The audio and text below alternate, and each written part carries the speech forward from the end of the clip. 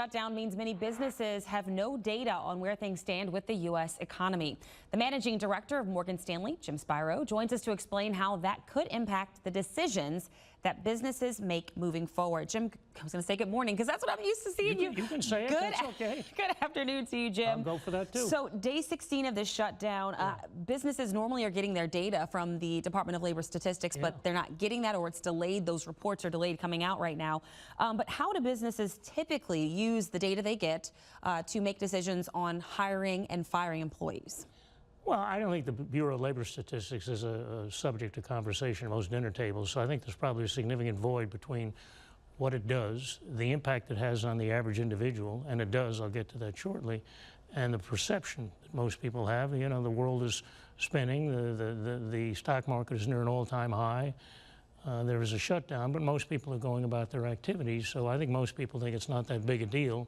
But it really serves a very, very useful set of functions. Number one, in addition to the monthly employment report, which gives you an idea of the employment situation here in the country, it provides a whole host of data on business productivity, on economic projections, and most importantly, or equally important, shall we say, it plays an instrumental role in the monthly consumer price index.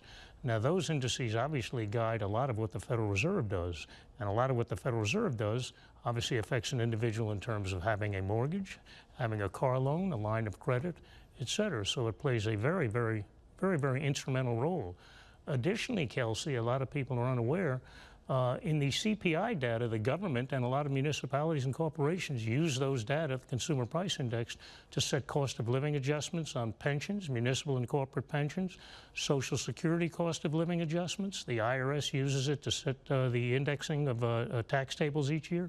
So it may be an arcane agency in the minds of most people, but it plays a very instrumental role in their daily affairs. How does it impact hiring and firing decisions that businesses make? And if they're not getting that information, are they kind of stuck at an impasse? Yeah, I mean, envision, if you will, the analogy might not be a perfect one, but envision a pilot who has obviously no instrumentation, but in addition to that is fogged in, you're effectively flying blind. So you have a lot of businesses now that right now are flying blind.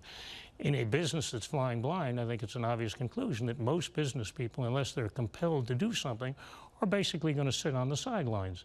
And that's why you see this very, very stagnant hiring environment where the labor creation, the job creation is quite weak. And whenever the BLS gets back to showing the data, I think it will continue to show that.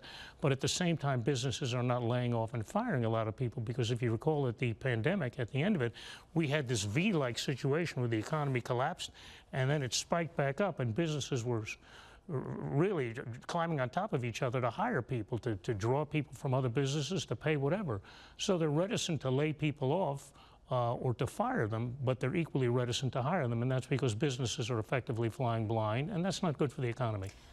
And so tomorrow will be day 17. We'll see what, if anything else, happens on the front from lawmakers to potentially reopen the government and maybe remedy some of these concerns. Hopefully there's some light at the end of the tunnel. All right. Thanks so much, Ms. Barrow. Thanks, Kelsey. All right. Well, time